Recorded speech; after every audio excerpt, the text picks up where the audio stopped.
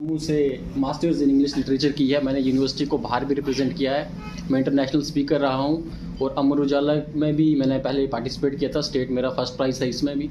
तो आज जिस तरीके से आज हम यहाँ पे जुड़े हैं अनएम्प्लॉयमेंट और बजट के ऊपर डिस्कशन के लिए, आपको मैं सबसे पहले ये बात बता दूँ कि unfortunately we live in a country where cigarette की एक पैकेट होता है ना, वहाँ पे लिखा होता है कि smoking is injurious to health, but वो सिगरेट का डब्बा ओपनली सोल्ड किया जाता है।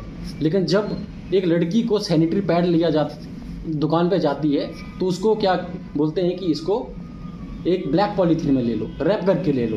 तो कहने का मतलब है कि हमारी सोसाइटी जो है कल्चर और इथोस के ऊपर बेस करती है। सबसे पहले आपको मैं बताना चाहूँगा, जैसे भगवत गीता का श्लोक यहाँ पे कोट करना चाहूँगा। उसमें कहते हैं धर्म क्षेत्रे कुरुक्षेत्रे समवेता युत्सवा माम का पांडवश्चैव किम कुर्वता संजय।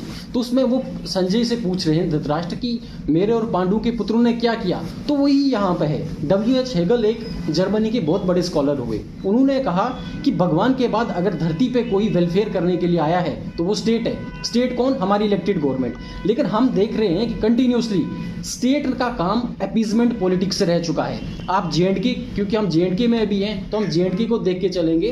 तो हमने यहाँ पे क्या देखा, कंटिन्यूसली और ए पीरियड ऑफ टाइम, जैसे सर ने कहा RBA सबसे ज़्यादा पॉपुलेशन RBA की स्टेट में आप सेंसस वाइज देख सकते हैं। अभी उमर अब्दुल्ला सरकार ने फॉरवर्ड कर दी LG साहब को फाइल। किस बेसिस पे की उन्होंने? आपने कौन सी ग्राउंड रियलिटी चेक की? किस बेसिस पे? जब एक टाइम पे 27% था रिजर्वेशन, फिर 20 पाया, फिर 10 पे, अब 10 से भी ये 7 पे ले जाने की कोशिश करें। ये हमें बताएं कि जो कंटिन्यूसली रिडक्शन हुआ RBA में किसके कारण हुआ। मतलब क्या इन्होंने उन बैकवर्ड एरिया को फॉरवर्ड में किया? क्या उसमें उन्होंने इनकम क्वालिफिकेशन, एक SC है, अगर वो इनकम क्वालिफिकेशन अपनी जितनी मर्जी हो जाए उसका SC बरकरार रहता है। लेकिन RBA में क्या है, एक पर्टिकुलर पॉइंट ऑफ टाइम के बाद आपका वो ब्रीच हो जाता है। तो कहने का मतलब है कि इंडिया में सबसे ज़्यादा हम कहाँ पे स्पेंड करते हैं? हमारा डिफेंस में सबसे ज़्यादा, एजुकेशन में सबसे कम। हम अभी मैं पीछे एक रिपोर्ट देख रहा था, स्किल डेवलपमेंट की रिपोर्ट है, CAG की रिपोर्ट थी, उसमें कि 10,000 करोड़ का घोटाला हुआ है। हम पहले कहते थे करप्शन, आज हम बोलते हैं, हम गुणगान गाते डायरेक्ट बेनिफिट ट्रांसफर कर दिया हमने। लेकिन डायरेक्ट बेनिफिट ट्रांसफर जो बड़े बड़े लोग हमारे ब्यूरोक्रेट्स हैं, अभी वेल ऑर्गेनाइज करप्शन हो रही है। और वेल ऑर्गेनाइज करप्शन का भुगतान कौन कर रहा है? हम यूथ। अभी एक जनगणना जो हमारी है कि 35 वर्ष की आयु के नीचे की जो यहाँ इंडिया में पॉपुलेशन है, उसकी मतलब अगर परसेंटेज देखी जाए तो 65% है। तो अल्टीमेटली जो भी कुछ बर्डन होगा देश का, देश को किस दिशा में ले जाना है, वो युवाओं के हाथ में है।